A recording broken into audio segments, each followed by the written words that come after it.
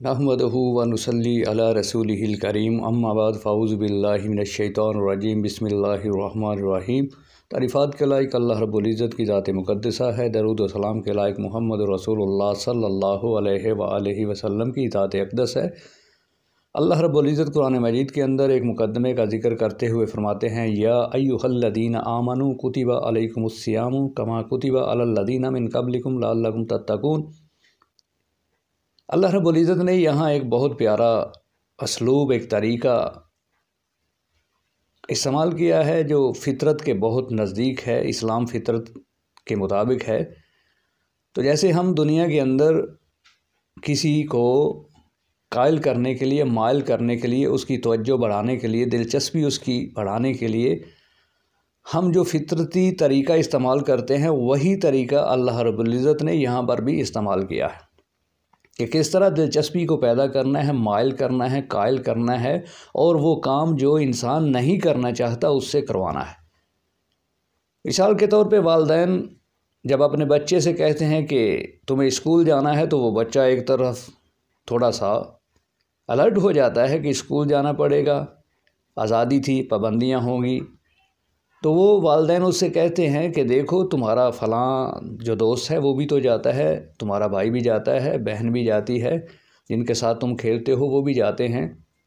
تو یہی طریقہ اللہ رب العزت نے یہاں پر فطرت کے جو قریب ہے وہ استعمال کیا ہے کہ جب انسان کو روزے کی بات سنائی جاتی ہے تو اس کے ذہن میں آتا ہے کہ بھوکا رہنا پڑے گا، پیاسا رہنا پڑے گا، تو اللہ رب العزت یہاں وہی طریقہ استعمال کرتے ہیں کہ تم سے پہلے جو لوگ تھے انہوں نے بھی روزے رکھے تھے۔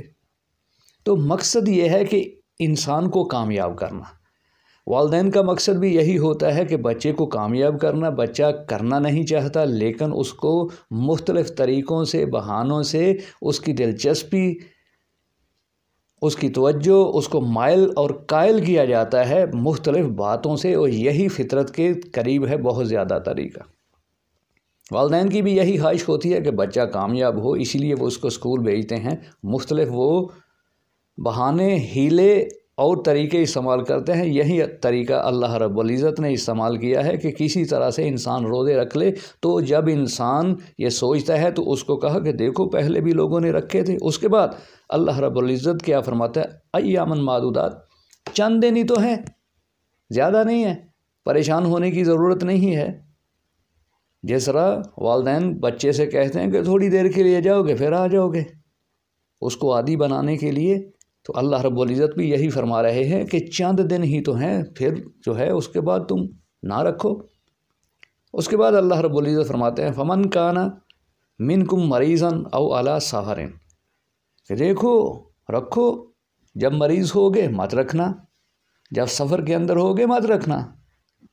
تمہیں سختی نہیں کی جاتی، اسی لیے بچے سے یہ کہا جاتا ہے کہ دیکھو جاؤ اسکول، اس کو بھیجا جاتا ہے، جب وہ تھوڑا کرتا ہے تو کہتے ہیں چلو کل چھٹی کر لینا، اور جب بچہ خود کہتا ہے کہ کل میں نہیں جاؤں گا تو والدین کہتے ہیں کہ ٹھیک ہے چلو کل نہیں جانا، وعدہ کرو کہ پرسوں تو جاؤ گے، کہتا ہے کہ ہاں میں جاؤں گا۔ تو یہ قائل کرنے کا ایک طریقہ ہے جو فطرت کے قریب ہے، وہی طریقہ یہاں اللہ رب العزت استعمال کر رہے ہیں کہ کسی طریقے سے انسان روزے رکھے، کیونکہ یہ اس کی کامیابی کے لیے بہت ضروری ہے۔